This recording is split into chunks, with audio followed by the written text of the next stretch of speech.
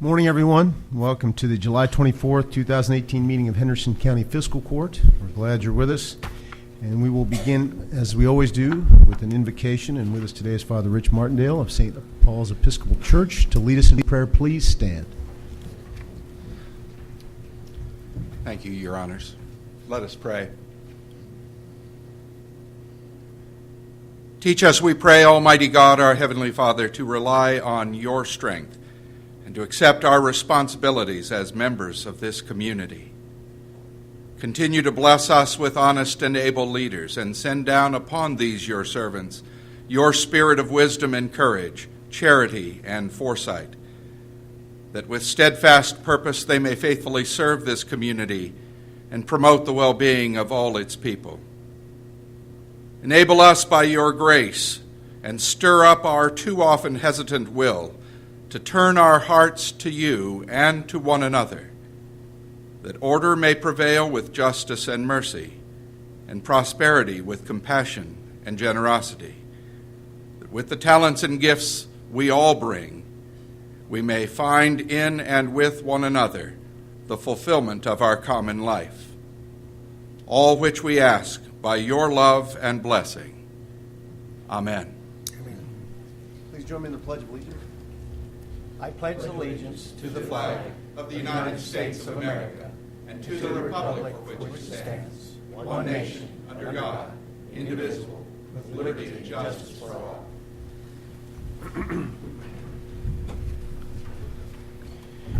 Thank you, Rich, very much. Appreciate those kind words. Always well done. Mr. Clerk, please call the roll. Magistrate Putman. Here. Magistrate Warren. Here. Magistrate Wilkerson. Here. Magistrate Todd. Here. Magistrate Alexander is absent. Thank you. You have in your package, gentlemen, the very brief minutes of the July 3rd meeting of Henderson County Fiscal Court, and after a period of review, I'll entertain a motion to approve those. Move to accept. Second. We have a motion and a second. Any other additions, corrections, or clarifications? Please call for a vote. Magistrate Putman. Aye. Magistrate Warren. Aye. Magistrate Wilkerson. Aye. Magistrate Todd. Aye. Thank you. First on today's agenda is an update from Kindle, and with us is CEO Tony Aritti and members of his team. Welcome to the podium, Tony. Thank you, Judge, Magistrates. Appreciate the time to speak with you today. First of all, what I'd like to do is introduce our newest member of our team, and that is Jordan Staples. And Jordan, if you'd like to come up and just give 30 seconds about who you are. I just told her this 10 seconds ago, so tell us who you are. Hi, I'm Jordan Staples. I'm born and raised in Henderson, Kentucky. Went off to Western Kentucky University. I have sales experience. I was a pharmaceutical sales rep for 4 years in North Carolina. Recently moved back about a year ago, and I'm excited to start this new journey with Kindle. And you're going to be primarily working with chamber members, correct? Right. It'll be membership sales, so that's my main role. Okay. So Good. Welcome nice aboard. Welcome back. Thank you. We've got a lot to go over today on the economic development side of the house. So, and I know that with the State of the County address the other day that it was very well attended. It was one of our best attended events that we've had over the last couple of years. So thank you very much, Judge. And we've had a lot of events going on, but I want to mention that this Thursday we'll have the State of the City address, and that'll be held at the Municipal Service Administrative Building out in the Corporate Industrial Park. And so that'll be at noon, and so we appreciate everyone's attendance. So at this point, I'm going to turn this over to Whitney Risley, who's our existing industries manager and workforce development extraordinaire. And she's got a lot to talk about, and then we'll turn it over to Donna Crooks and tell you about some of the good things happening in the future. So, Whitney. Thank you, and good morning to you Good morning. all. As Tony mentioned, I'm the manager of existing industries. With that, I have completed 58 business and retention expansion visits for this year with existing industries to build relationships and be a resource for them. And many of the projects that I will update you on today and work throughout the year have been a result of these visits. This existing industry is in the beginning stages of an expansion project, and we continue to meet with them to discuss their current facility, what their expansion looks like within their current footprint, and the possibilities to put everything under one roof. And we have shown them 2 properties within the Henderson Riverport and the City Industrial Park on Borax Drive. We have also held a meeting with utilities, city officials, and this existing industry that is looking to expand to discuss their expansion plans within their current footprint. They have also discussed the opportunity to include their expansion under one roof and have asked to look at some available properties in Henderson. And we have shown them the City of Henderson's Industrial Park as well as the Henderson Riverport. An existing industry is currently looking to extend their parking lot for some storage space, and this industry is already looking at adding jobs. I have current openings. SET, that is currently located on Ohio Drive, has been looking for a building with office and garage space, and we have shown them several possible buildings, and they are currently completing the lease paperwork for a building on Ohio Drive, so they will be hopefully staying along Ohio Drive. They also wanted everything to be under one roof for this project, so hopefully the lease paperwork will conclude shortly.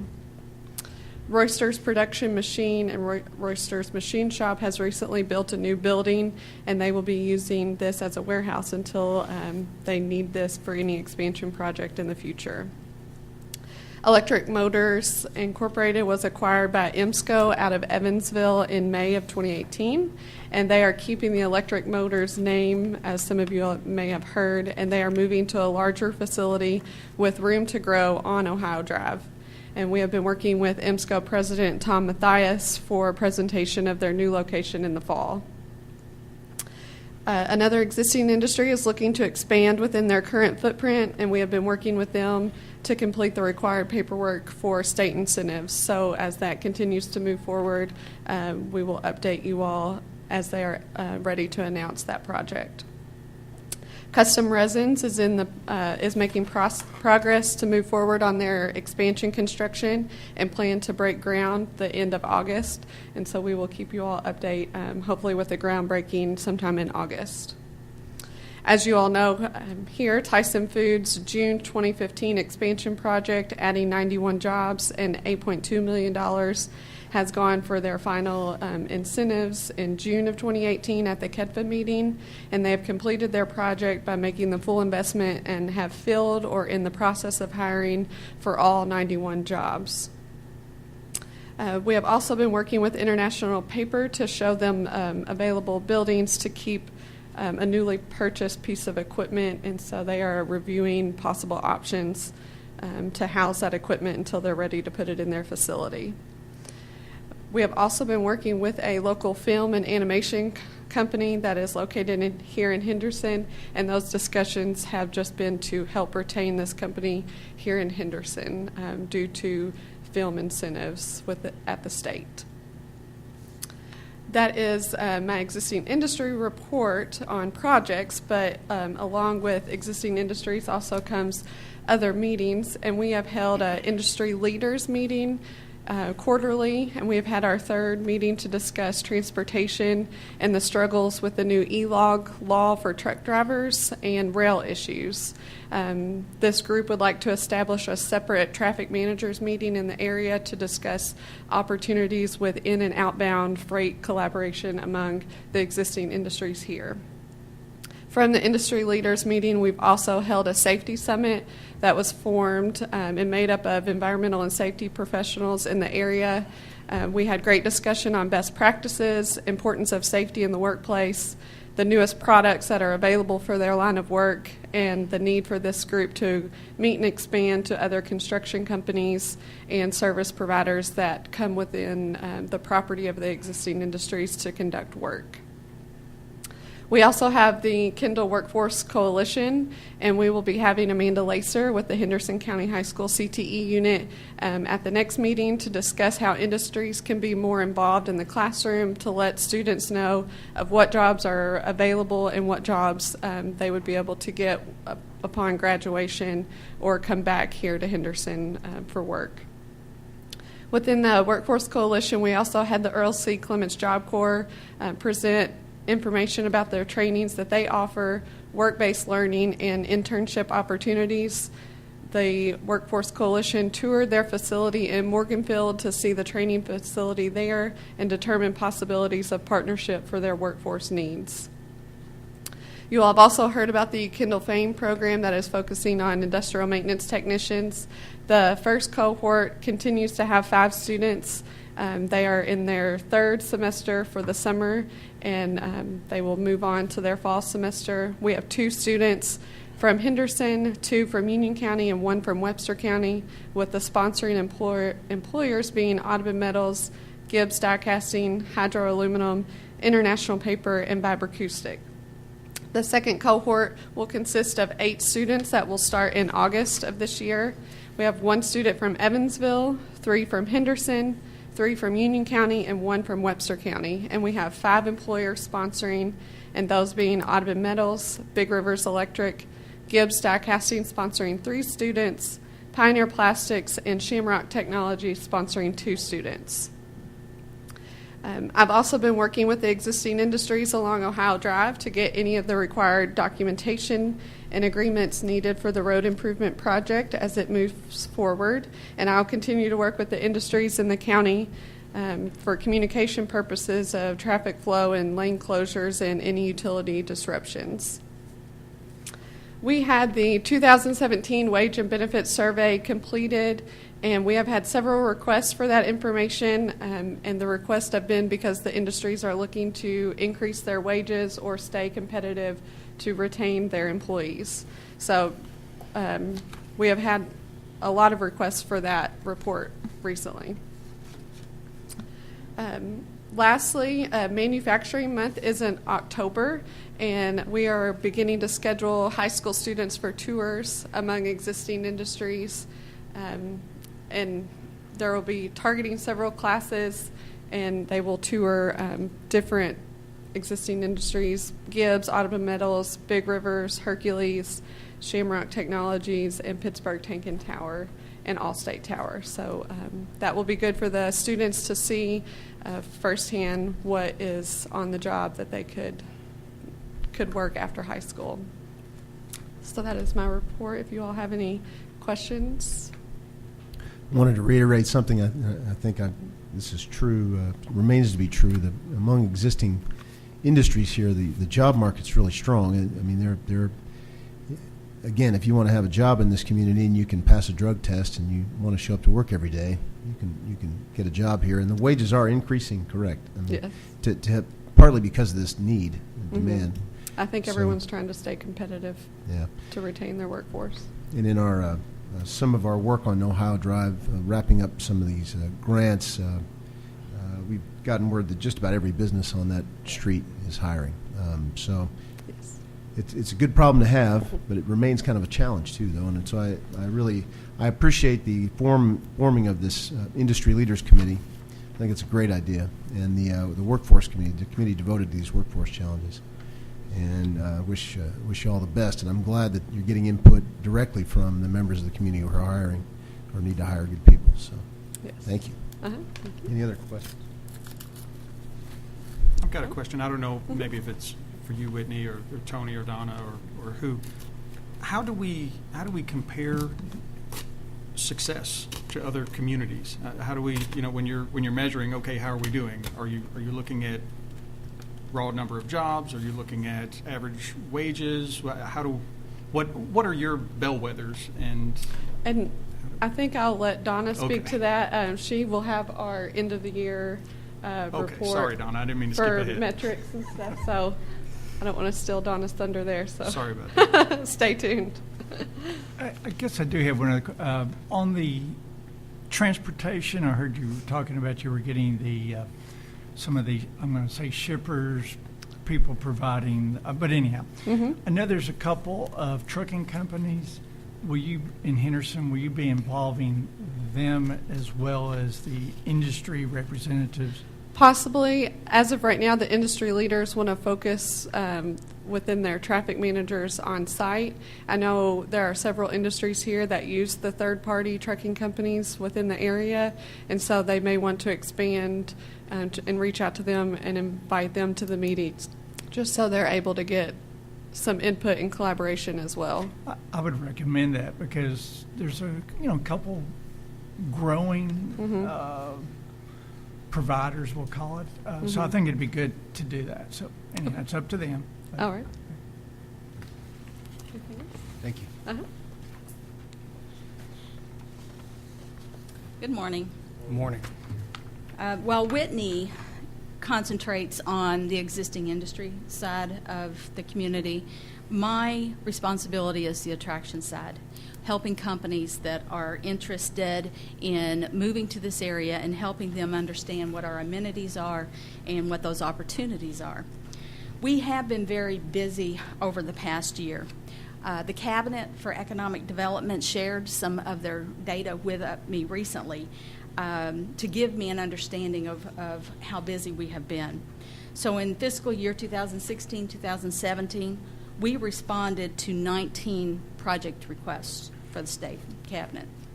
This past fiscal year, we have responded to 54 requests. So that's a huge increase in the number of projects that we have been working year over year. Nearly half of those RFIs were focused on property at the 4-Star Industrial Park. 13 were looking at the Henderson Riverport. 10 were looking at the 425 bypass. And 2 inquiries were looking at the new City of Henderson Industrial Park. Currently, we're working 6 active projects, of which 3 are looking at the 4-Star Park and 2 are looking at the 425 property. One of these projects is getting pretty close in the discussion process, and we hope to be able to share some exciting news with you and the rest of the community within the next month. New company management projects keep us very busy, but we do a lot of other development of the region. For instance, we just completed working with a consultant on the 4-Star Industrial Park's new website and brochure, and I left a copy of the new brochure on your table. That is a printed copy. It's the other one. Yes, that one.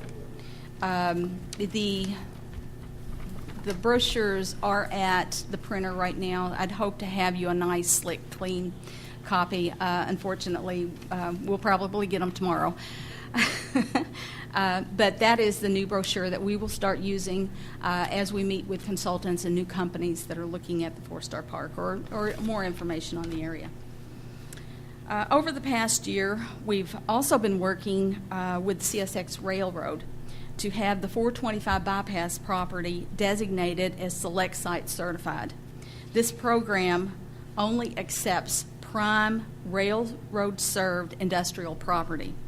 The consultant that we've been working with has told us that once the 425 bypass property is certified, that it will become one of the top 25 rail-served industrial sites in the country. So we're pretty excited about this. We have completed all the environmental reports, and we're waiting on the next steps from the consultant. I really hope to have this process completed by the end of the year. We've been working with the mayor's office, Austin Bowles and Buzzy, to evaluate the viability of an entrepreneur center that could possibly be located in the Peabody building. We formed an infrastructure committee that has met several times and is taking a really hard look at our available industrial sites, and they're wanting to understand how we can better market those sites. We've been looking at things such as the barriers to selling those sites and suggestions on how we can alleviate those barriers. Chair Mike Vickers and the committee have met a couple of times and will be meeting again in September to continue the strategic planning process. We have contracted with a consulting firm called OCO, and they provide supply chain mapping data for on a sector basis. Kendall has contracted with the OCO to provide us with a database of suppliers to the Toyota Motors in Princeton, Indiana.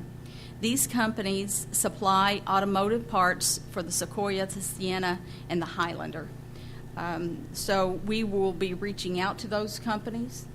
We have been given, through their research, they've identified companies in the Auburn Hills, Detroit region, and we will be making calls to that region in August to call on some of these companies.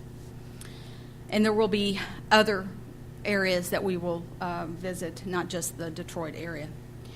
Other upcoming attraction efforts include that I will be attending AutoVision in August. If you're familiar with AutoVision, it is held in Lexington and is the state's premier automotive-related event. It is hosted by the Kentucky Automotive Industries Association. And this year's conference will address issues facing the auto industry, including a growing focus on the autonomous technology, fuel efficiency standards, and things like that. We are also going to attend IMTS in Chicago. That's the International Manufacturing Technology Show. It will be held in September. Kentucky Utilities hosts a booth so that we're able to attend at no charge. In addition to attending the show, we're also discussing participating in a Kentucky United event that will draw usually a large crowd of site consultants from the Chicago area. Kendall is also in the early stages of updating our website, which is now about 4 years old. It's hard to believe. And some of the content is becoming dated. Lastly, I wanted to call your attention to the dashboard handout that's on your in your packets. It's the 8.5 by 11. Yes. The top two dashboards show our economic development activities for the past fiscal year of 2017-2018. That starts July 1st, 2017, and goes through June 30th, 2018. As you can see, we have exceeded our goals. Our goals for this past year were 300 jobs, and I think it was $35 million worth of investment. And you can see we've blown the investment out of the water. The bottom two sets of the dashboard is the Ignite campaign period, and that includes 2 years of the Ignite campaign. And our goal should be 40%. You can see we're right near target on the jobs, and we have exceeded our capital investment. What I didn't put on here was we also have a wage goal. And these are the wages of companies that are looking, that we have assisted and have announced. And our goal is for that wage to be $18.19 per hour, and that does not include benefits. Our actual number, based upon the projects that we assisted, was $22.58. So we're also meeting that goal.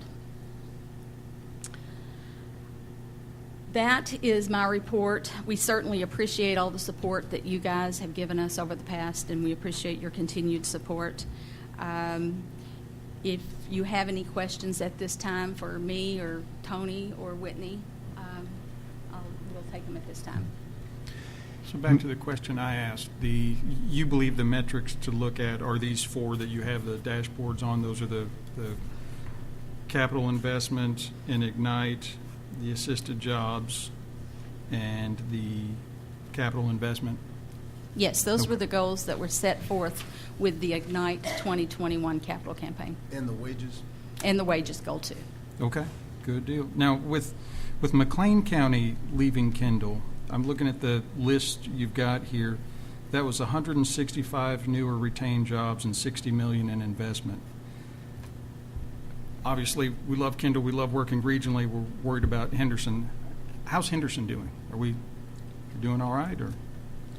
Henderson is doing great. And the project that you mentioned in McLean was the coal mine that went into there.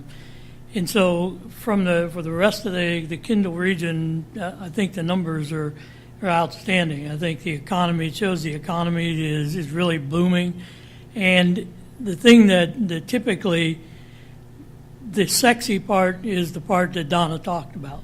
Everybody wants to know what's the next new company coming in, how many new jobs, how much new investment. But really, the meat and potatoes of it is what Whitney talked about, and that is our existing industries. Because, as we all know, when you lose a company, it's much more difficult to bring new companies into that. There's a lot of pieces to that. We talked about workforce, but overall, I think that the state of our economy is doing very well in Henderson. And is it safe to say that there are probably Henderson Countyans working for Paringa Coal? I would hope so. And some of the vendors who serve the coal industry here before the downturn, I'm sure, are glad to see 2 new mines in McLean County over the last few years open up. So thank goodness for that. I wish it was here in Henderson County, selfishly, but it's right next door, so that's good. You know, the coal industry overall is obviously shrinking somewhat. So to see a bit of expansion here is good news. And I think Steve's asking good questions. You know, how we judge ourselves against other counties is hard to put a finger on if there's a definitive stat or definitive piece of data. But I know that the number of obviously unemployment can be deceiving because a lot of it depends on participation rate. And I think we still have a participation rate that hovers around 60%, which means adults, able-bodied adults from 17 to retirement age, there's about 40% of people who are just not in the workforce, and I think that's our challenge at the moment. What are they doing? What are we doing to help them? What do they need? That's a question I think all the workforce committees and the state are trying to tackle at the moment because the jobs are there. They're certainly there. I had a long conversation with an HVAC contractor over the weekend who said that they have more business they could handle. They could expand into 2 different counties utilizing local workers if they could just find the people willing to work. And they don't necessarily have to be certified yet. If they were willing to just come work, they could train them and get them certified, start them out at a decent wage, and then rocket them up quickly once they've got their HVAC certifications, and they struggle to find people who will work.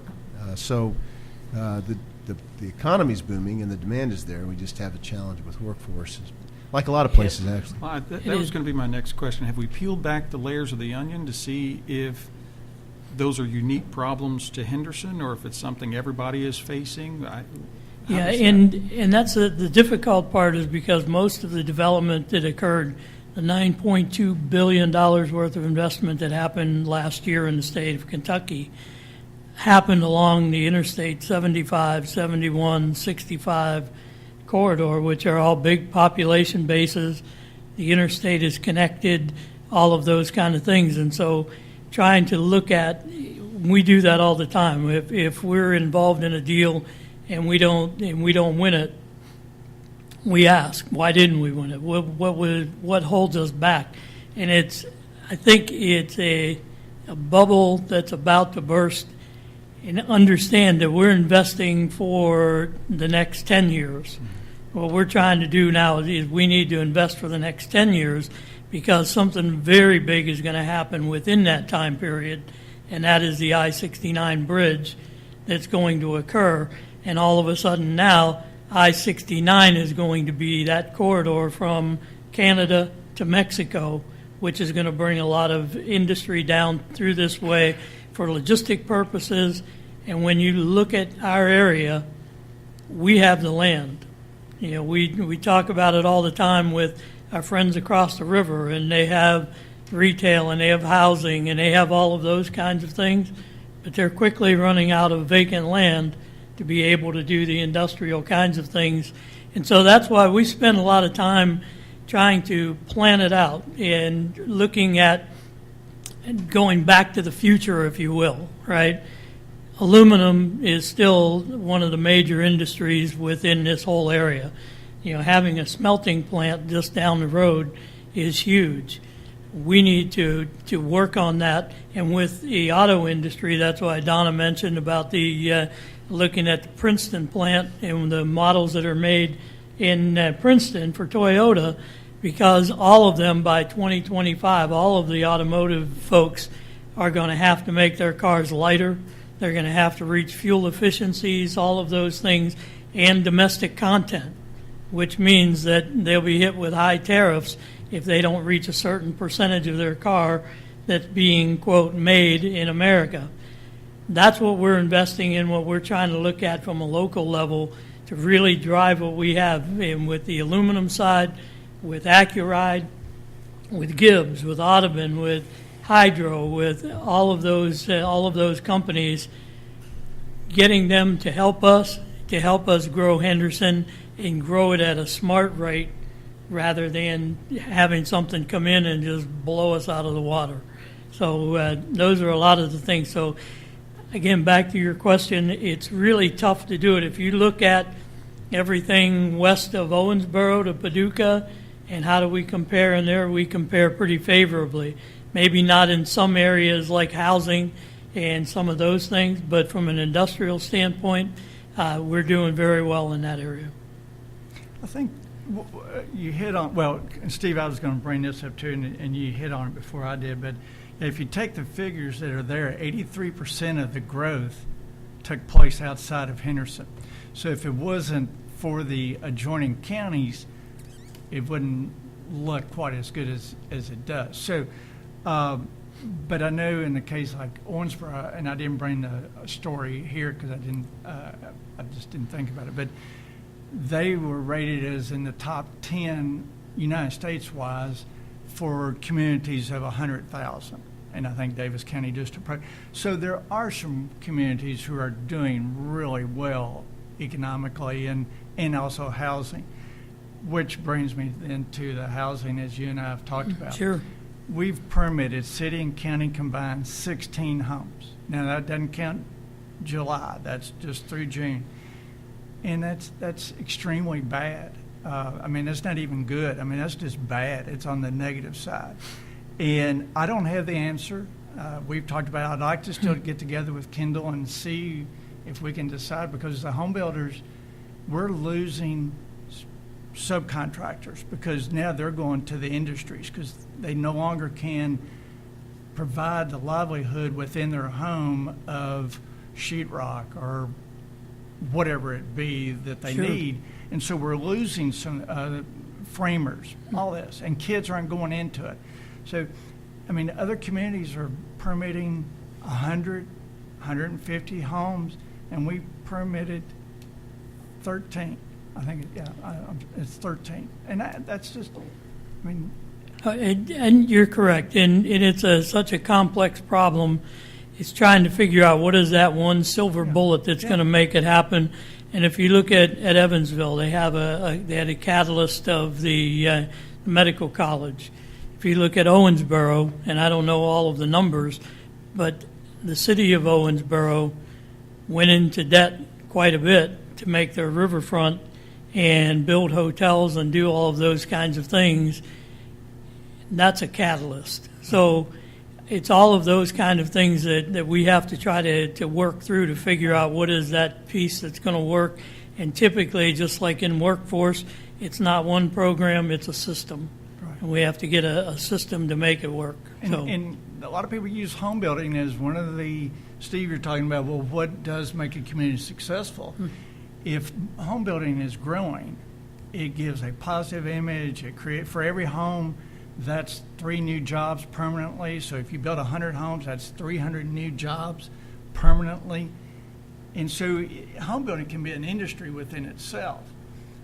But my concern is, and also on I-69, part of my concern there is we're putting so much on I-69 that we're not the only community on I-69. I mean, we're still going to be competing with Madisonville, Hopkinsville, Southern Indiana, all that. I mean, it's not like all of a sudden I-69 is going to come and Henderson's the only community that there is. We're still going to be competing. So until we can find a way to make Henderson exciting, we're still going to be in that 17% instead of the 83%. I'd rather Henderson be the 83% generating jobs and not the 17% generating jobs. Well, the other thing to remember is we're not isolated in the job market either. Our job market's regional. So Right. if the region grows, people in Henderson have jobs. They don't have to stay in Henderson to have a job. Right. And they don't have to limit themselves to one community. We're fortunate in that regard. And, you know, But I out think of we these- need to work on these. It is a multifaceted, you know, attack. And I really like it's seeming to me that forces are working together now to tackle this workforce issue, for one thing. That Absolutely. maybe we're not as cooperative before, but it's a common challenge now, and so they have a common effort to fix that. And home building is a complicated issue. You know, I mean, it more than just demand. It can be land prices or land availability or lots of things. So if the farming community is strong, it's harder to get land to build Yeah. houses. You know, But things other like communities have that same land price issue. We're not the only one. And then you get into, if you talk to the farmers right now, for all the good things of the aluminum industry, the farmers are suffering. Soybean prices are down $2 a bushel for nothing they did. But because of the tariffs of what Trump has done, you're going to see some farmers go bankrupt. Now, so which one? And we're a very rural, farm-driven community. So if the farmers aren't making money, they're not going to spend as much on trucks, cars, houses. It doesn't matter. But so we helped one segment, which I agree needed attention, but the farm community is being devastated by these tariffs. I mean, soybeans, $2 a bushel, that's a big chunk, and farmer had nothing to do with it. It's what Trump did. And so I think we're going to end up hurting this region with agriculture because of the tariffs. which You're of gonna- course has nothing to do with Kindle or well, fiscal court. You right, know, but when you brag about helping the aluminum industry, the farm community is going to be hurt. And I agree, but because of the tariffs. So we got the good and the bad. We got to look at what the impact has been to the farm community, and it's going to be tough. Tony, we're talking about the aluminum industry. It's a good time to kind of chime in. Could you kind of give us an update on where we're at with Hanson Aluminum? You know, because that seems to be kind of somewhere back here anymore. You don't hear much out of it. Like some sort of update where we're at with it? Yeah, Hanson's is, and in fact, Eric Hanson has been in and out of town half a dozen times in this past year. Alec actually has run an apartment here in town and working very hard to get all of the pieces in place to make this project come to life. Yeah, they had already permitted for everything a couple of years ago, haven't they? Is all that still intact? Is it still It's all good? in the incentives. Excuse me. All And the that incentives incent- are yeah. still intact, and so I know it's kind of a race against the clock because at some point those incentives have to be reapplied for. But I still think that there's sufficient time to get to that finish line. Thank you. Do they have plans for any building yet or anything? Because there's nothing ever even been on Dodge Report, which that's what I look at to Yeah. bid jobs with, and Hanson Aluminum's never even been on Dodge Report. Now, and I think that part of it is the fact that they have to actually build the building around the equipment because the piece of equipment that they're bringing in is so big that an extrusion, aluminum extrusion piece of equipment, that they have to build the building around it. So until they get all of that piece of it done, then you probably won't see anything like that. Carter, you're talking about bids, just bidding the work. Yeah, usually they have a that's- forecast. They have forecast work once a set of plans are drawn for a building, and then it comes up to the bid process. But the forecast, there's just nothing on. There's never been anything on Hanson Aluminum on the forecast of it. Tony, am I assuming they got to fabricate this monster piece of extrusion equipment, and that's maybe the... Yeah, I'm not Right, sure those what the building actually looks like, but I know that that's one of the things we talked about early on is that piece of equipment is so large that they have to then build the building around it.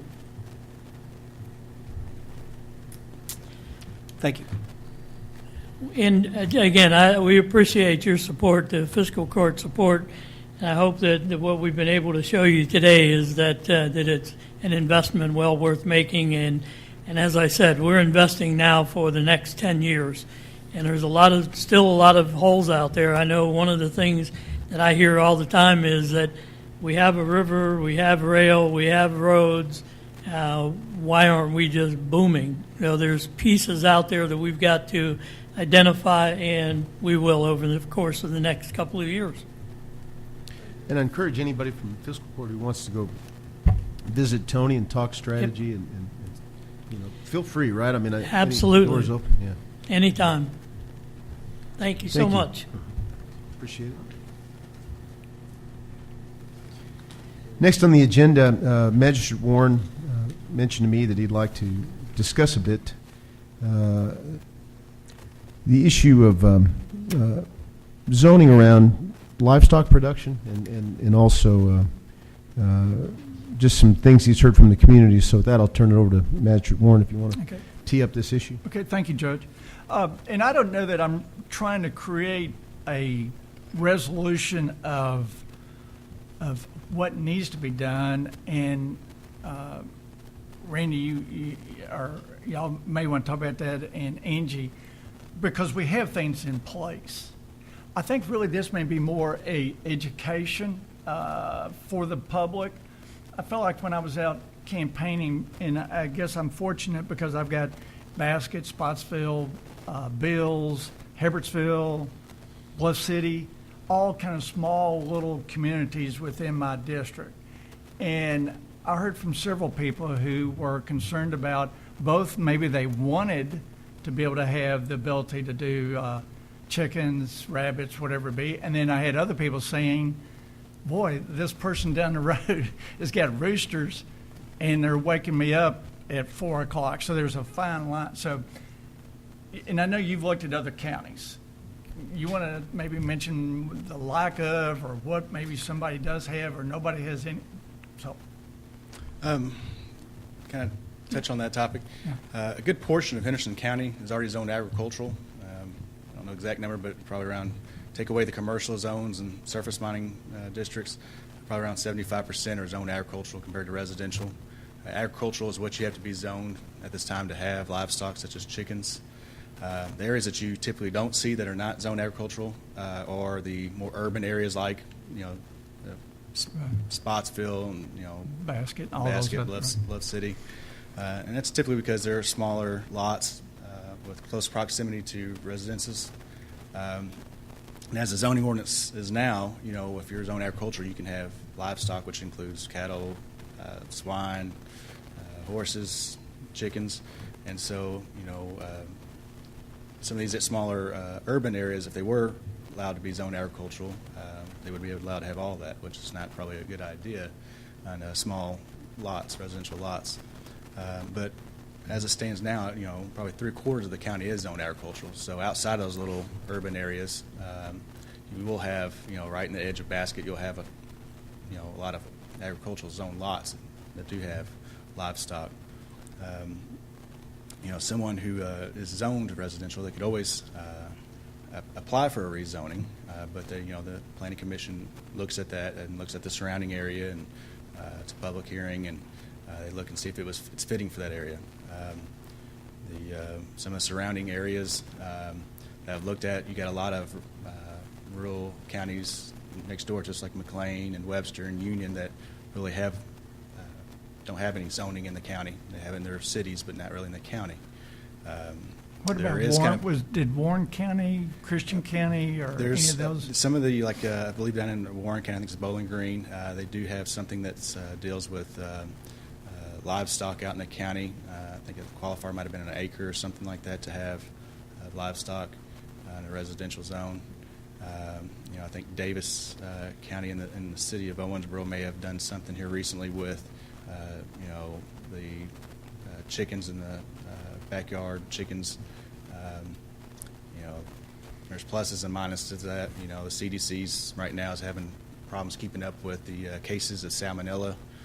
Last year was the highest record for salmonella cases related to backyard chickens. And so, there's good and bad with it. I know a lot of people would love to have their own fresh eggs and stuff, but when I usually get a complaint in the county regarding chickens, usually they are in the more urban areas, in Spotsville or Smith Mills or something like that, where the noise or the smell or is beginning to be a problem. It's not always just the the roosters are creating the problems, but it's also sometimes the other conditions with the raising chickens. So, I don't know how many people you've had, talk about that, bring it up to you, but, because I see pluses, minuses, when you change zoning, it does countywide. And so if you allowed residential zones to have chickens, that would also include areas like the Country Club, Thorn Ridge, Happy Acres, all the other subdivisions too. So, And it may be more just an education to let the citizens know that this is the process that they have to go through to be able to do it, as opposed to go out and buy 8 chickens or whatever and start raising eggs, or putting in 4 rabbits, and then before long they've got 60 rabbits, to deal with. Because at the little country store there at Hebbersville that I go to about every other weekend, the majority were in favor of allowing it, but then when they got into, but what about the potbelly pigs? What about so then you get, and they go, you can see, like what you and Angie probably has to deal with, what starts out as an easy issue then becomes a very troubling. So I don't have answers, and I'm really thinking more about if we can prevent it from happening, so that you don't have to go in, or Angie doesn't have to go in and say, you can't do, and they go, we didn't know, Yep. And then if you did allow it, I would see it being an issue as far as, I don't know if animal control can actually go out and catch chickens, and if they could, they probably don't have the facility. On my end, if it becomes a violation, I have to take somebody to court, which is a lengthy process, and meanwhile the neighbors are still calling me and asking why this is still being allowed, and sometimes it takes a little while to get through the court legal process. So, and there's always the issue too is, if somebody has too many, say if you pass an ordinance and say you can have 10, I think Rural King sells a minimum of 12 when you buy them, and so what are they going to do with the other 2? I'm telling them, you got too many. Tough luck for those 2. Yeah. Or, and then maybe they release them out in the neighborhood, and then there's somebody else's problem. And so, I'm sure when the original zoning was set up, the difference between residential and agricultural took this into account. And the idea that you had to have an agricultural zoning in order to do these things was part of the effort to alleviate the county and animal control and neighbors from having these conflicts. And can you have 8 chickens but not 12, or 2 potbelly pigs and not 1? Can you have it in the house? Can you not? If it's strolling down the street, is that a good thing? It's a slippery slope, right? So, Magistrate Warren's comment about education for some folks who think that this might be a good idea. Or they move to the county so they can do it. Well, they can't always do it just because they move out to the county, because it may be a residential area. Right. And I hear that a lot. A lot of people will move out in the county, and then, will say that, when they get in trouble for something, that they let their grass grow too tall. So, I thought when I lived out in the county I could do whatever I want, and, unfortunately, there are regulations for, a lot of jurisdictions, and and there's certain areas that you can move to. There is no, zoning and all that. But in Henderson County, we do have regulations, and it protects the interest of everyone. It's not just trying to put more regulations on people. It's also looking at everybody's best interest to make sure that everybody is protected.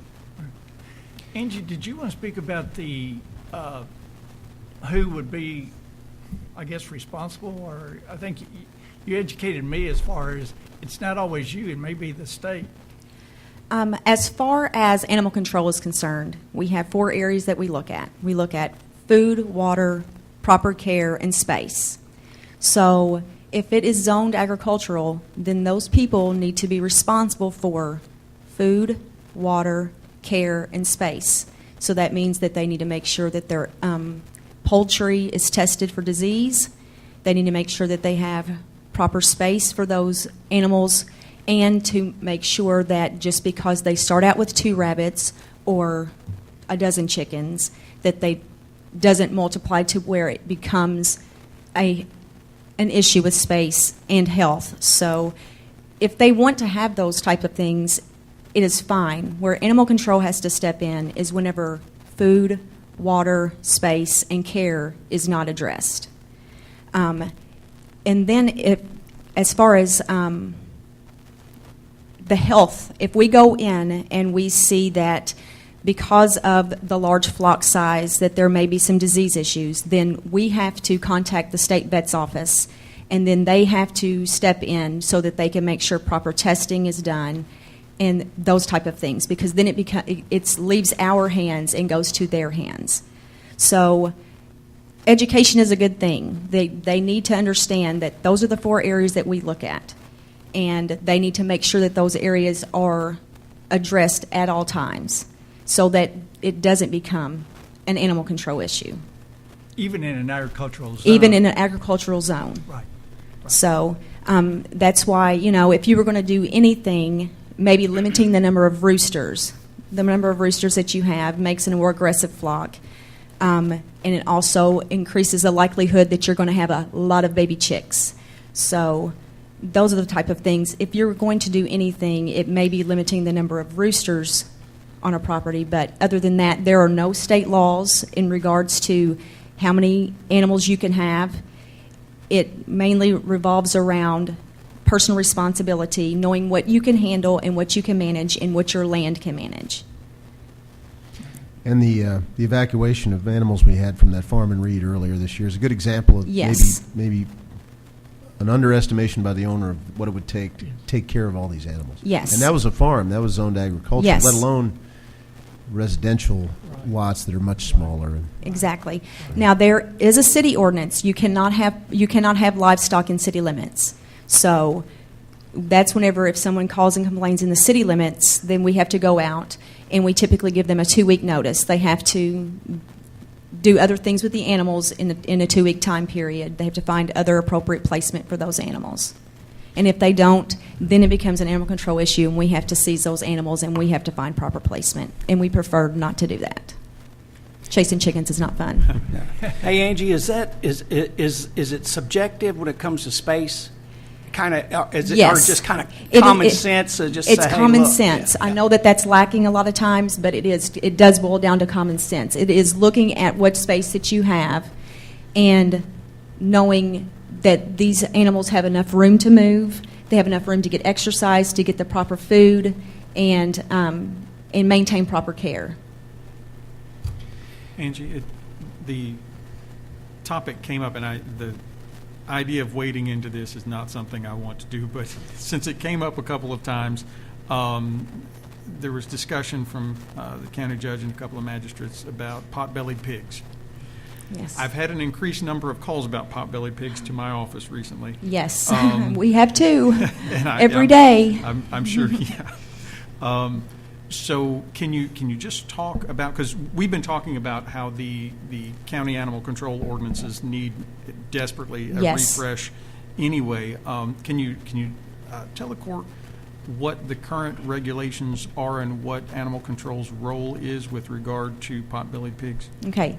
The state's laws are very, as you saw probably, Kentucky has the worst animal control laws in the country. Because the state leaves it to counties to come up with ordinances to control animals. We currently have nothing other than the city saying there's no livestock where swine are addressed. So swine can run loose, and there is nothing that we can do other than tell the owner, please put your pot-bellied pigs up.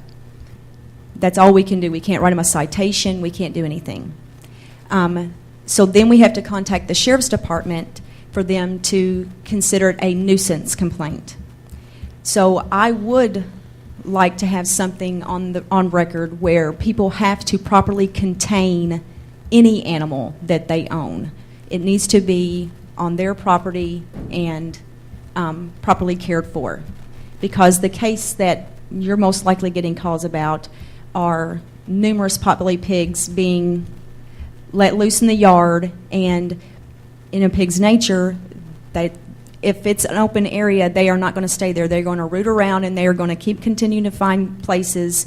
And people's landscaping is a fun place for them to be, and digging up yards. And so, but there's nothing that, our hands are tied because there's nothing that we can do to address that other than go and request of the owner to please keep them properly contained. But there's nothing we can do to enforce that. We can just please keep them properly contained. So it does sound like an update of our ordinances Yes. is overdue. And Magistrate Warren, after bringing up the topic, would you like to head up the committee that might look at that? I'll co-chair with Amy and Randy or whatever, or Angie, I mean. I do think that speaks to kind of the unintended consequences of backyard livestock. People think sounds like fun, sounds like a good idea at the time, and it can get out of hand pretty easily or become a nuisance to neighbors pretty easily. Randy Tass alluded to this earlier. This came out yesterday. There's new data from the CDC, links live poultry and backyard flocks to a current multi-state outbreak of salmonella. Yes. At last check, there are more than 200 cases in 44 states, and of those illnesses, 26% are children under the age of 5. And since the year 2000, 70 salmonella outbreaks have been linked to backyard poultry, and at least 7 people have died. And I'm sure when you see the cute chicks in Rural King, it doesn't even occur to you the responsibilities that go with that. So I know this is, I'm sure people think that they'd love to have the ability to do this all the time, but they may not really have thought that through, or often don't think it through. And that's part of the reason why we have such zoning. Yes. And we'll be looking at updating that zoning too. And if you're going to purchase animals, you might want to make sure that you know the gender of those animals, so that you can keep them properly separated as needed, so that it doesn't become an issue. Okay? Thank you. Yeah, thank you. Anything else on that, Magistrate Warren? No. Any other thoughts or questions on pot-bellied pigs? Okay, moving on. Thank you very much, and appreciate you bringing that up. Yeah. We have an appointment to the Water District Board. Luther Mike Skaggs is rolling off the board and has agreed to serve again, and the Water Board would love to have him. So I would entertain a motion to reappoint Luther Mike Skaggs to the Water District Board, representing the county. So moved. Second. There's a motion and a second. Any other thoughts on that? Please take a vote. Magistrate Wilkerson. Aye. Magistrate Todd. Aye. Magistrate Warren. Aye. Magistrate Putman. Aye. Thank you. A couple other housekeeping items. In your packet is a resolution enabling the Kentucky Transportation Cabinet Division of Driver's Licensing, the KYT CDL, to once again use the fiscal courtroom for their traffic school program. They've done it in the past. We're renewing this agreement. It allows them to utilize our facility up here in the evenings for traffic school. Have no complaints from our staff or any of that, any folks in the courthouse with hosting that. So can I get a motion to, well, first let's read the summary of the resolution at the top, if that's okay. It's pretty simple. Mr. Clerk? Resolution authorizing County Judge Executive to execute agreement with Kentucky Transportation Cabinet regarding courthouse use for state traffic school. Can I get a motion on that, please? So move. A motion and a second. Any questions about that? It's pretty straightforward. Please call for a vote. Magistrate Wilkerson. Aye. Magistrate Todd. Aye. Magistrate Warren. Aye. Magistrate Putman. Aye. The next resolution in your packet is in relation to the grant that I announced at State of the County. U.S. Department of Commerce Economic Development Authority has approved us a grant of $990,700 to help improve and widen Ohio Drive, which is terrific news. We're going to couple that with the grant we got from the state. KYTC earlier this year will have about almost $1.5 million in grant money to help us finish that project, which is terrific. We do need, in order to sign the agreement with USEDA, to continue to work in accepting the grant.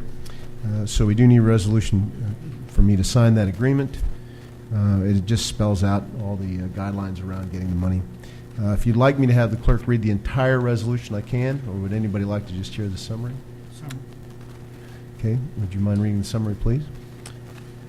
Resolution authorizing county judge executive to execute financial assistance award with the Economic Development Authority for improvements to Ohio Drive. Entertain a motion to approve that. So moved. Second. We have a motion and a second. Any questions about that at all? That is a 50-50 matching grant, and we will use much of our own in-kind labor to provide the matching on that, so it works out well. Okay, please call for a vote. Magistrate Wilkerson. Aye. Magistrate Todd. Aye. Magistrate Warren. Aye. Magistrate Putman. Aye. And Angie Hagedorn, I will invite you back to the podium to give your animal control reports for the month, please.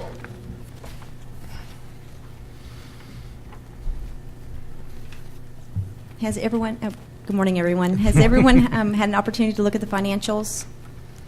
And does anyone have any questions? I'd like to hear your thoughts on how you finished the year. I feel that we are moving in a positive direction. No, I don't like that we were in the red for animal control. However, it is noted that we were rebounding from past years. And also, we do have, we've had several ongoing court cases, and one is still going on where we are still housing 6 animals that we had to seize. And those animals required a lot of vetting and room and board, and that total is reaching $30,000 for those 6 animals. Wow. So that's why, I appreciate County Attorney Gold wanting to figure out a way where we can fast track some of these animal cases, because we've had these animals since November the 8th, and that's an excessively long time to house animals at a shelter. It's just, a shelter is simply a shelter. It is there to provide temporary home until we can find them other placements. So I appreciate his comments in regards to that. So I'm looking forward to having an even better year this year. I'm hoping with continued efforts from my staff and myself, we can make sure that we're in the black next year. Well, and we approved in our budget a slight increase in our support for you. The city did as well, recognizing the fact that you seem to have an uptick in responsibilities and activities Yes. and cases and animals under your care. So hopefully that helps solve that issue too. Appreciate what you do. Again, apologize for not specifically calling you out at State of the County, but we do appreciate everything animal control does, and I think our budget reflects Yes. our support. Any other questions? Ms. I Hagedorn? have 2 more things Yes, that ma'am. I would like to say. Animal control is funded by the city and the county. And animal control is for the health and well-being of the animals in Henderson County, so we go out on welfare checks. And we also manage the dog intakes for the county. The Humane Society, we manage animal control. And the Humane Society is the reason why we have an open public shelter. And by open public shelter means that if you are a Henderson County resident and you have an animal to surrender, we will take it. We had a gentleman that came into the facility yesterday and was a bully, and he berated my staff severely. So I wanted to make some clarification. My staff for the Humane Society is funded through grants and donations. If it weren't for that, we would not function as Humane Society, and it would simply be animal control. And if it was simply animal control, they would only take dogs. We would have no cats, rabbits, snakes, rats, ferrets, nothing of the nature. We would not do it. So for him to come in and say that his tax dollars pay for my staff and that I need more staff was inappropriate. And the way that he stated it to my staff was inappropriate. And I need people to understand that I will not tolerate my staff being berated. We have a hard job every day. And the next time, law enforcement will be called and he will be handled.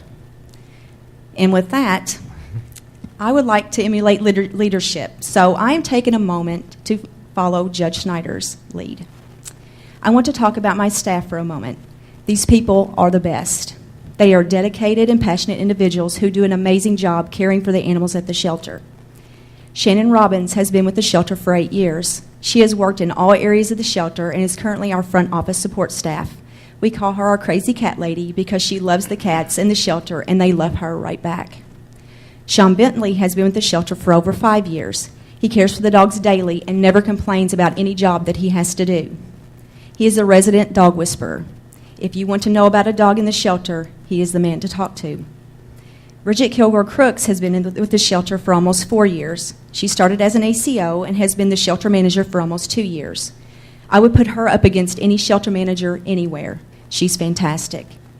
Her love for the animals in the shelter is evident every day. The shelter looks amazing because of her vision. Katie Kilgore Crooks has been with the shelter for almost 4 years. She's the Chief Animal Control Officer, and her passion to help people become more educated about animal care is evident every day. Anytime that she goes to speak to someone concerning an animal issue, she wants them to be educated. She created the pilot court diversion program called BARK. Henderson County Animal Control has been moving in a positive direction because of her leadership. Tim Hill has been with the shelter off and on for a year. He is an animal control officer but wears many hats. He takes care of our lawn maintenance and takes the initiative to keep all areas of the shelter looking good. He is passionate about animals and passionate about them being cared for properly. The 2 part-time employees, Tyler Bankin and Desiree Bentley, have been with the shelter since December. They work mainly with the cats at the shelter. They make sure all of our cats and cat areas are well taken care of, and they love working with animals. I am blessed beyond measure to work with each and every one of these people. They make my job so much easier, and they help me love my job every single day. We have a hard job. I do not thank them enough for all they do, so I wanted to take a moment to personally acknowledge each one of them. Thank you. Thank you for that, and we appreciate all their work. You have spoken to law enforcement about this visitor? I had to come to court. I will be speaking to law enforcement about this visitor. I encourage you to do that, and please keep me in the loop on how that goes. Okay, thank you. Yes. One thing, too, you made the comment earlier that you hope to be in the black next year. And I'm a banker, and I like to see black as opposed to red.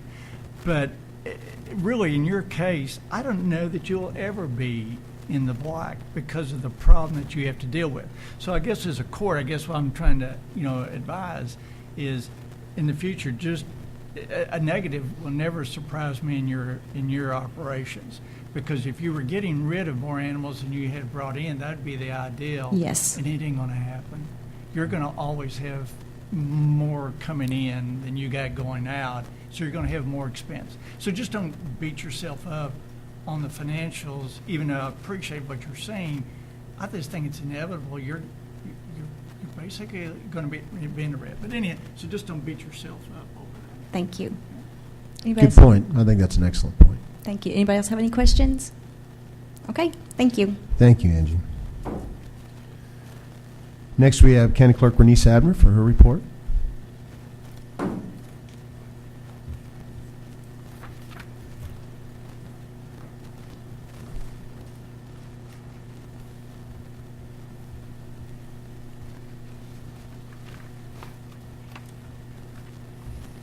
Good morning. Hello, everybody. Good morning.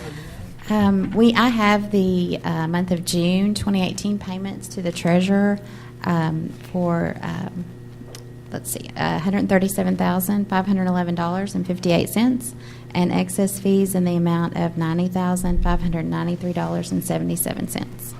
And I also have quarterly excess fees for 2018 in the amount of $288,111.27. So that's running about, compared 27 to 2018, for the quarter it's down $6,000. For the month it's down about $3,000. So, and again, the quarterly is not fiscal year; it's calendar year. So. Gotcha. Any other questions for Renisa?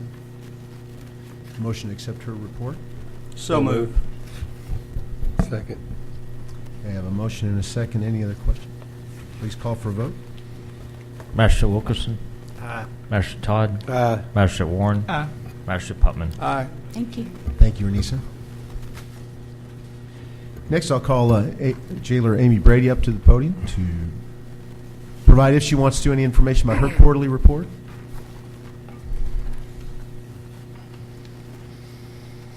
And the quarterly report should be in your packet. Good morning. Morning. Do you all have any questions on the quarterly report? I know personnel is still an ongoing kind of challenge. It is. Having enough people. Surrounding counties raising their starting pay, that's killing us. Is there wiggle room in the budget to help that at all? Or? We're working on it now. I don't have any other questions.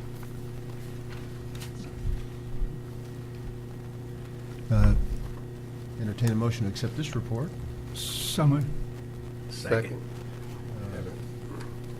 Please call for a vote. Magistrate Wilkerson. Aye. Magistrate Todd. Aye. Magistrate Warren. Aye. Magistrate Putman. Aye. That was easy. Sorry about Yeah. that. Thank you.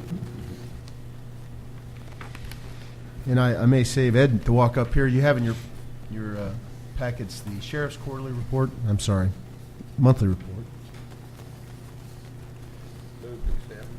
Second. Motion and a second. Any other questions of Sheriff Brady? Please call for a vote. Magistrate Wilkerson. Aye. Magistrate Todd. Aye. Magistrate Warren. Aye. Magistrate Putman. Aye.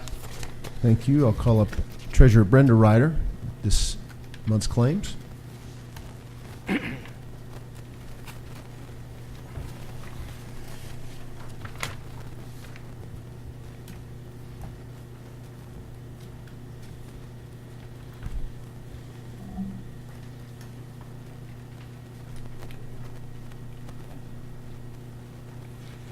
Thank you.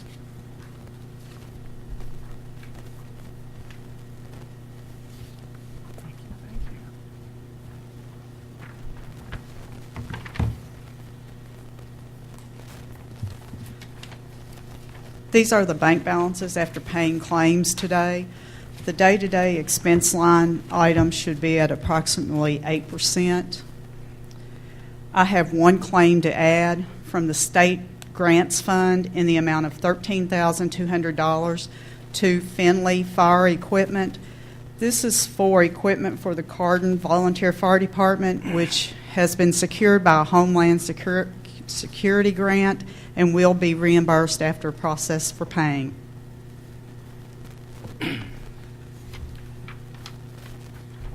you a chance Move to pay the review claim. claims. Move to pay. We have a motion. Second. Motion and a second. Any other questions about claims? Please call for a vote. Magistrate Wilkerson. Aye. Magistrate Todd. Aye. Magistrate Warren. Aye. Magistrate Putman. Aye. And I have a request for a cash transfer of $60,000 from the general fund to the Economic Development Fund.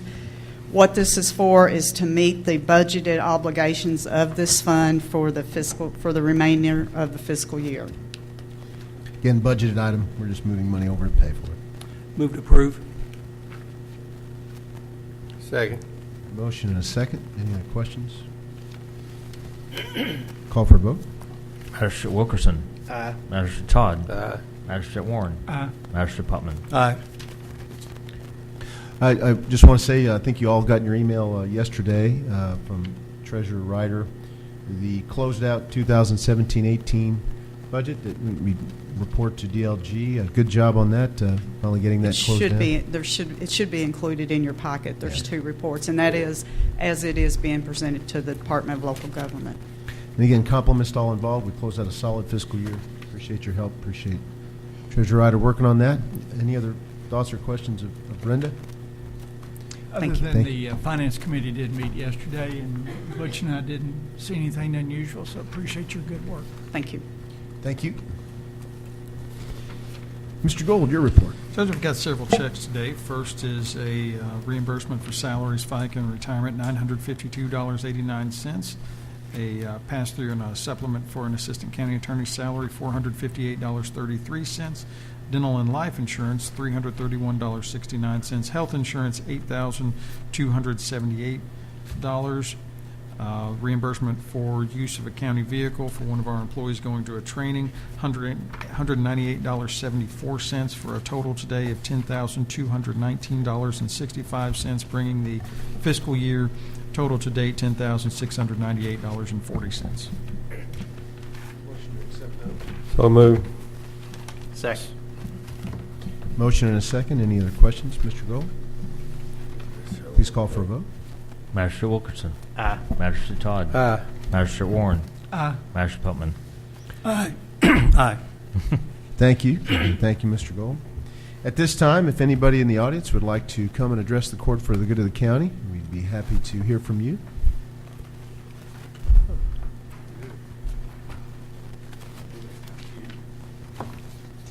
Gentlemen, you have to forgive me, I'm new to this process. So if I step over and down, cross the line, please point them out. You'll be fine. And now a little packet here that my wife has kindly put together. You have yours? Yes, I do. She did a good job.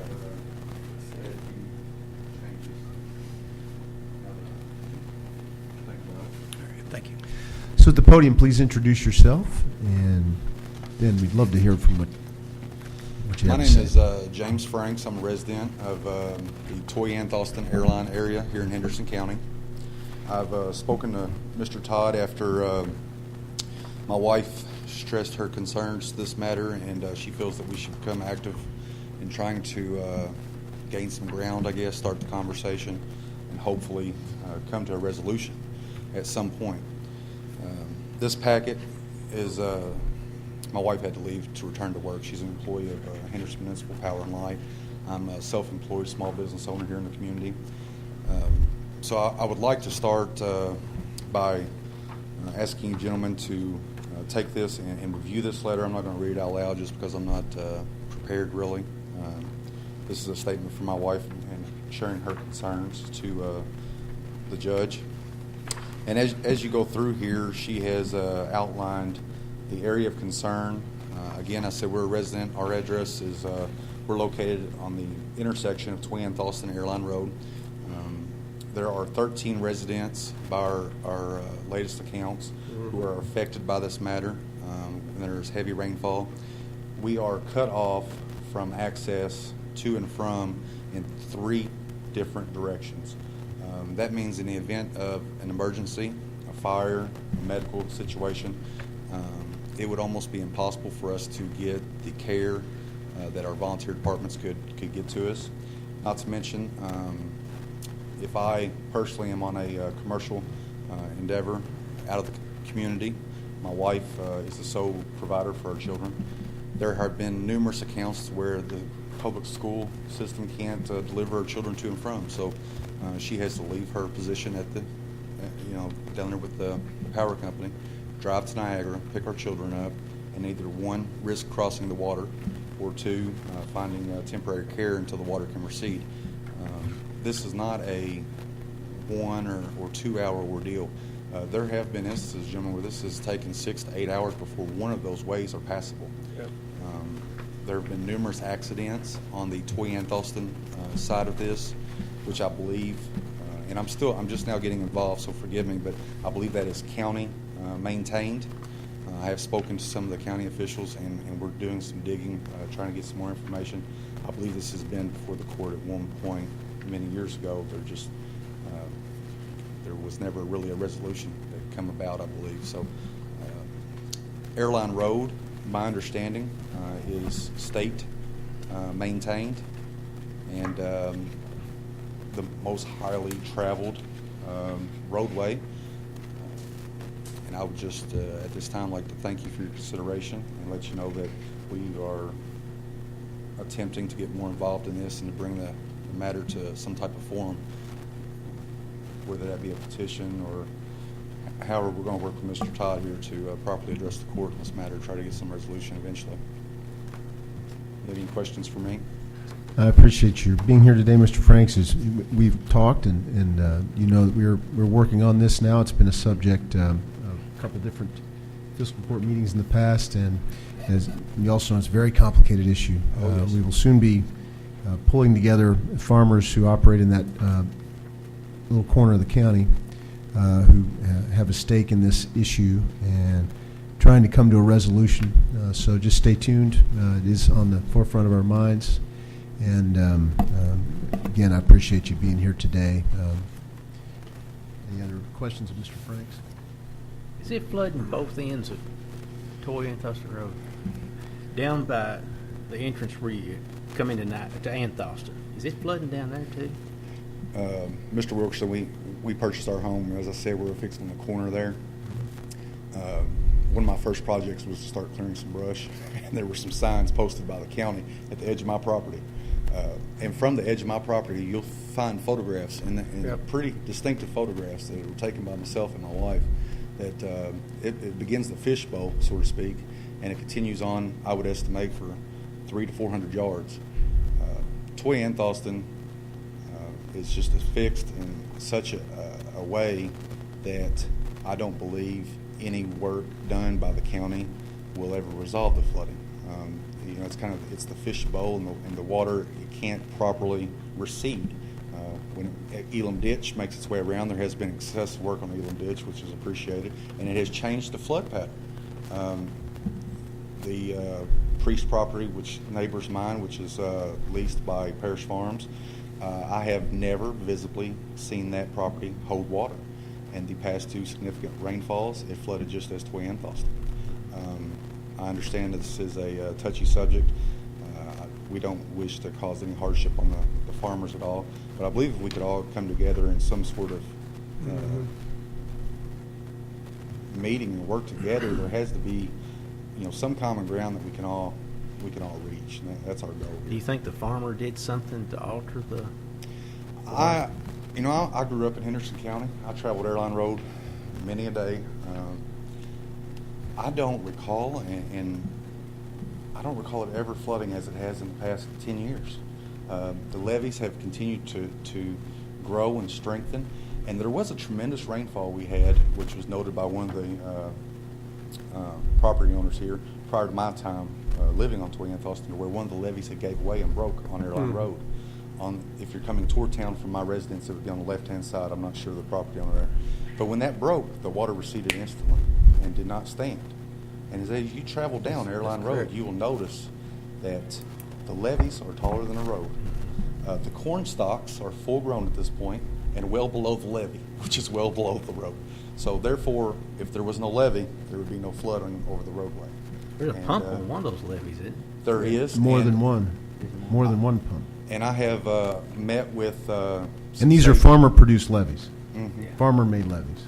And I met with some state officials who have pointed me in the way of researching the right-of-ways, I assume. The state, I believe, I don't have any proof to provide you at this point, which the center from the roadway was told to me to be 35 feet. So I plan to do some measuring and some verifying. But there has to, I would imagine, be some sort of right-of-way or ruling. There has to be something that would, protect us at least in one of these routes to gain access. That impedes us from being able to come and go, and it's just a safety risk more than anything. My home is not personally being damaged by this, and I understand it would be a hardship to the farmers to ask them just to flood their fields. I don't expect that, but I do believe if we could work together here, it's a lot more land that could absorb the water equally than just funneling it to this point and causing all this deterioration. It's just an issue that we need to look at closely. And I invite you all to travel down Airline Road if you have a few moments and notice as you travel out of the city on your right-hand side there how low those corn stalks are at full growth and how tall that levee wall is. And the pumps that you mentioned were also told to me to be owned by a farmer who pumps water in and has been warned by state officials once the roadway is clear, he's not allowed to pump it to the point of flooding the roadway.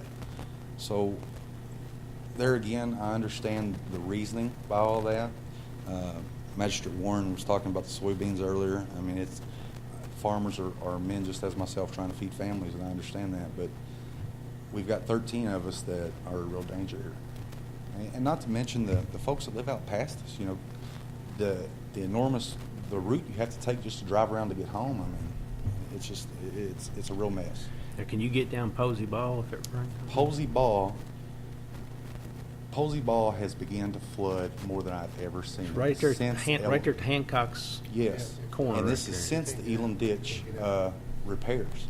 My wife was trapped in that flood water trying to get home to one of our children. And luckily there was no injury, but it is deeper now than I have ever seen it in my residence there. And, that's only since 2015, but since 2015 this is getting a lot worse. And our rainfalls have been very significant. I get that, but that's not something none of us can control. We just need to prepare for that. The mounds of dirt that I saw in one of the photos, I presume, is dirt removed from the roadway that's just been set over there. Yes, sir. So it's a fairly significant amount of. On Toy and Thoston, our county department, I don't know them personally, but I would say that those guys do an excellent job. They try to get out there as quick as they can. I see them every time there's rainfall, putting up those signs, taking those signs down. But immediately after the water recedes, you have various incidents which have happened this year. I mean, there were 3 or 4 vehicles trapped. I made several calls. I couldn't get to the folks, because of the mud that is left on the roadway coming from that flood water, coming from those farmers' fields. It's grade A topsoil, but the county has the job of scraping that off, as you see there in those mounds, and until that's done, it's a risk to the drivers. So unless, I guess we're going to prepare ourselves for our county road department to be responsible for maintaining the open and closed status of that road, which I would assume, that was not the original plan, or you could budget for that at any point. I mean, there's something that has to be done about stopping the water from getting to that point. Now, again, I do not believe that Toy and Thoston, if you just addressed it, you would ever get satisfaction, simply because if any of you drive down there, it's common sense. Those fields are feet above the roadway, not inches, feet. Airline Road are within inches on the one side anyway. So all this water in Elam Ditch travels around. We just can't dam it up in one area or slow it. If we want to fix this, we've got to work together and figure out what the best solution is. But it is some grade A topsoil if you need any. Yeah, it is. Now, when you turn off of Airline onto your road, right to where your house is on the corner there, Yes, sir. the left-hand side doesn't look like it has a ditch down part of it. It does. You're referring to in front of the horse farm there? Right past the horse farm. Yeah, on down. There is a ditch there. It is not very significant, but once you get to the corner of that property, it's a triangle property if you're looking at it from Right the map at that view little there. bridge? Elam Ditch travels under that, Yeah. and Elam Ditch has been significantly dug. It's to the point, gentlemen, to where I question the safety of the depth of those ditches along Airline Road and to Anthony. You're going down there, and eventually we're going to have an incident, God forbid, where someone is seriously injured. It's really unbelievable. I've spoken with the state about those ditches, and they tell me that's the depth of the ditch that needs to be to help control some of the flooding. If that I wasn't there, believe that. And that some farmers are asking them to fill that ditch in, but they're not. They can't do it. I mean, by measurements, by engineering standards, that's the depth that ditch needs to be. If they were to fill that ditch in, so to speak, the flooding would be so significant. Oh, Airline Road wouldn't be passable for days, not hours. I Yes, mean, right.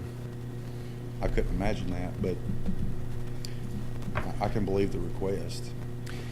I know we have several ditch districts in the county. Is Elam one of the ditches that has its own district? Yeah. Mhm. That they have a board and clean it out and But they things? don't have Have any you? money. They don't have any They don't have money. any money, There's no okay. tax, there's no money. Because they're funded just by the And it's- taxes by the people who Yeah, live along it, And the right? farmers have been taking it on their own to dig Okay. those out. And Elam Ditch is just one little piece Yeah, of this it's just- issue. The spot that Magistrate Wilkerson refers to, where the silt is heaviest, is basically at the bottom of almost a mile of watershed, stretching all the way up to Barron Church Road. All the water either comes down or is channeled by the levees into a very small area and scrapes topsoil off it as it goes. And that's a problem. It's a problem, and it's going to take, as you said, some cooperative effort, because that same dynamic is also what floods Airline Road. And our responsibility is to maintain public infrastructure and public safety. while working with the business community to do all we can to help them. And Absolutely. this is quickly becoming a public safety and public infrastructure challenge that we need to address before something very serious happens, and there's no doubt about it. So we will be convening some meetings soon with all the people involved, and just keep your eyes open for that. We'll reach out and contact you. Magistrate Todd, that's the one thing I know how to do at this moment is just get everybody around a table and let's try Yes, to sir. work it out. Because there's going to be some tough choices to make all around. So, Judge Schneider, do you believe it would be any benefit at all if we were to ask the public to sign some form of petition sharing their frustration with this matter? Residents in Niagara, Zion area. I come to you as one person with a list of 13 names who were trapped. But as I shared with you earlier, the road being impassable changes everyone's lives daily. There are many families affected and frustrated by the matter, and there's been several families that who've been forced to make that call to go through that floodwater and had some damage of some sort at some point. Do you feel that it would be any benefit to the court that if we were able to rally some of those folks so you could hear their opinions? well, if the purpose of the petition is to raise the level of awareness, I'm not sure it would help because I think I'm really fully aware now of the challenge. I don't want to tell you what to do. You can, but again, I'm new to this process, so I'm Yeah. just asking for some guidance. I think certainly the court, and I know Magistrate Todd being in his district and in my position, I have no doubt this is a problem, and it's a problem that needs to be addressed. It's something that has progressively gotten worse in the last few years as some of the levees have grown, and other things such as field pumps and whatnot have appeared, and I understand why, what the farmers are thinking in doing that. Oh, yeah. I understand that, but the consequences may not have been anticipated quite the way it's turned out. So we need to have a conversation. And for me, I don't need a petition. I get it, but Well, I was just thinking anything that may, I just want everyone to understand this isn't just one resident No. that's scorned Yeah. here. It's really concern, and there are a lot of folks that have the same concern, but maybe just as myself not know how to bring it to the appropriate channels. This is something new to me, and I really couldn't fathom that. We have so many county and city ordinances. Who would be the person that would be able to review that there's not an ordinance that a person can't raise a structure that would damage a public roadway or impede traffic flow? With regard to ordinances, I'm not sure there's an ordinance, but actually, as you were talking, I was looking up the state statute on that, and there are some state laws about that, and I was going to look up. It's been a while since I've looked that up, but I'm pretty sure there's some out there, and I think they do provide some authority there within certain boundaries. Of course, it becomes the private versus public property and public use issues there. But like I say, that's what I'm looking up right now. Okay. And I want to turn to County Engineer Buhubiak a second. Is it fair to say that the Corps of Engineers also has a stake in anything that might artificially change the flow of water and drainage in a county that impacts any of our waterways? Yes, Judge, that would be correct. We also have the Kentucky Division of Water within our own Commonwealth also. So I'm sure there are many regulations surrounding what can or cannot impact public infrastructure and public safety. Based upon the information that was given here today, I would suggest that we have a joint meeting with the District 2 Chief Engineer, since it involves basically 3 roads, 2 states and 1 county, have a joint meeting to discuss the problem and then move forward from there on what we might do to try to resolve the situation. We'll get that done, and we'll let you know what's happening, Mr. Franks. Thank you very much. Any comments and questions? No, I just like to say I want to thank Mr. Franks and thank his wife. She did an excellent job of presenting her documents, and I've had several conversations with the 13 and school teachers that live in Highlander firemen about this issue. So she did an excellent job. Tell her thank you. And I got a lot of these pictures that she's got on my phone also. And I just think it's time we do something. Thank you. Thank you for your time. Any other members of the audience like to speak for good of the county? Magistrate Putman? Nothing today, Judge. It's all good. Thank you. Glad to see you back in one piece from your travels in Iowa, and glad that the storms there didn't impact. Glad to be back. you. Magistrate Warren? The one thing, I guess, Bill, while you're here, mowing, while we're here at this meeting, I've got a text from a constituent about mowing. This one's out in Ridge Lane Drive. But I know other areas y'all address Green River Road, which I appreciate y'all doing. But I guess at some point we hopefully won't have a recurring situation like this each spring. But it seems like this spring has been worse, maybe from the rain. But I've had more complaints about mowing and ditching this year than in any year that I've been here. And Bruce, I know you mentioned, I think mowing also was an issue out on some of your roadways that you'd had. But anyhow, is the equipment running now? Because I know there had been some breakdowns, so that citizens. It's all three, well, actually three, and we do use the batwing mower for going and mowing the Riverport roads and down at the 4-Star Industrial Park in those areas. But yes, all three of the two mow trims and the cat truck are back up in operation. Now, we did have the cat truck was down for over extended 2-week period of time this last time because of the boom failure. And it was something that we could not remedy ourselves. We had to send it out to have it realigned and welded back into place and things of that nature. And right after we received it back, then one of the mow trims went down for a week. We had to wait on the part for it. So we lost 3 weeks of mowing right there just on that. Major breakdowns right there. And with the amount of rain that we've had this year and the heat that went along with it, and I will tell you, it's just not our county, it's all over the state. Oh, I know state, I think it's everybody's quit. experiencing the same problems. So we're doing the best we can, and that's all I can tell you. So, somebody mentioned to me, and I don't know if it was reliable, but some counties contract out to, I guess, farmers or for some roadways. And Judge, I haven't talked to you about this, so it's a little premature to hit you with it. But I guess on some years, maybe, would that be a possibility? Because, like I said, and to compliment y'all, like this guy that sent me this had said, by now, normally this has been mowed 2 or 3 times. And I don't think it's been mowed. So you have to remember that we got way behind on a lot of things because of the floodwaters. Right, also. right. Oh, and I tell people that.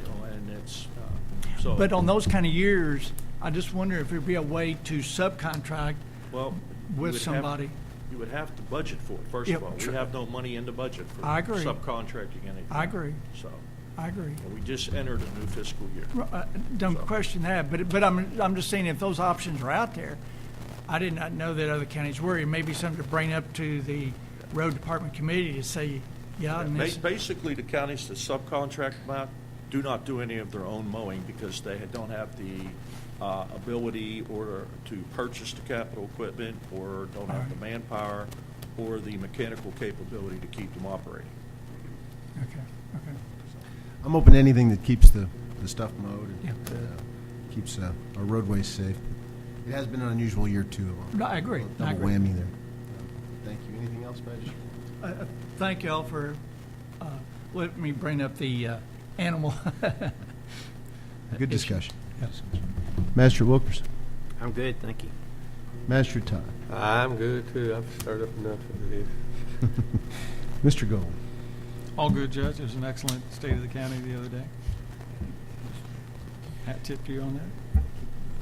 Thank you. I do appreciate everybody who attended State of the County, and the news is, by and large, very good. I want to congratulate the Fair Board, the County Fair Board. We just wrapped up the fair and had an excellent turnout for all their new activities. They tried some new things this year that I think went over pretty well, and Valerie Gentry is ending her presidency or chairmanship of that board, and we really appreciate everything she's done to try to revive the fair and make it more interesting. Certainly want to pass along our compliments to Mitzi Weber and our folks at the road department who helped make sure that goes off smoothly, and all the volunteers who helped as well. Got a lot of compliments on that new shelter building that was used for the livestock show out at the fairgrounds, and that's apparently a really good addition to the facilities at the fairgrounds. With that, I will entertain a motion to adjourn. So moved. Second. We have a motion and a second. All those in favor can leave. Thank you very much.